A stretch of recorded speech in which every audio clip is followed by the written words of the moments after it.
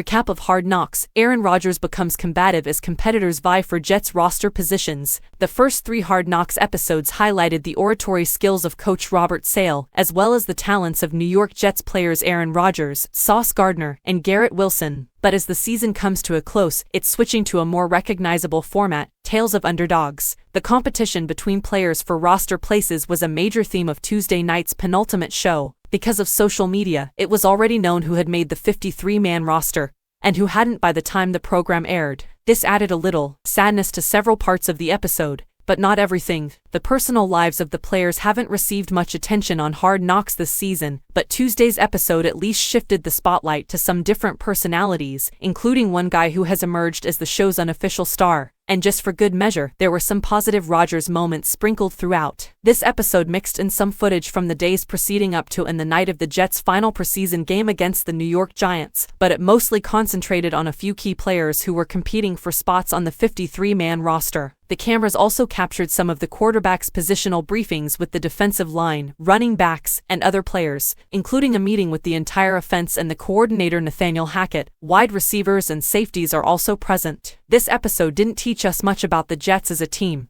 but it did teach us a little bit about some of the players' personalities. I said that undrafted rookie wide receiver Jerome Cap and defensive tackle Tanzel Smart would steal the show before it started, and I was correct. The standouts this week were Cap, Smart, and Xavier Gipson and Jason Brownlee, 2 more undrafted rookie wideouts. This season, Smart has been a favorite character among viewers time and time again, especially after he called charcuterie boards charcuterie boards in an earlier episode. This was brought up again on Tuesday when Solomon Thomas assembled charcuterie boards for everyone and Smart hosted Jets defensive players for supper. I have the words for it. Don't misunderstand it, Smart advised. One of the athletes vying for a roster place was Smart. HBO documented his shoulder injury against the Giants as well as the feelings he experienced while playing through pain to earn a spot on the team. We had just learned earlier that Tuesday Smart had been fired, so the mood had a hint of melancholy. Cap excitedly informed his colleagues that Eminem had tweeted about his appearance in the rookie show, which we had seen the previous week. Zach Azani, the wide receivers coach, related a tale about Cap showing up at the facility early one morning. Cap was also fired on Tuesday. On the plus side, Gipson and Brownlee became friends on the pre-NFL draft All-Star circuit,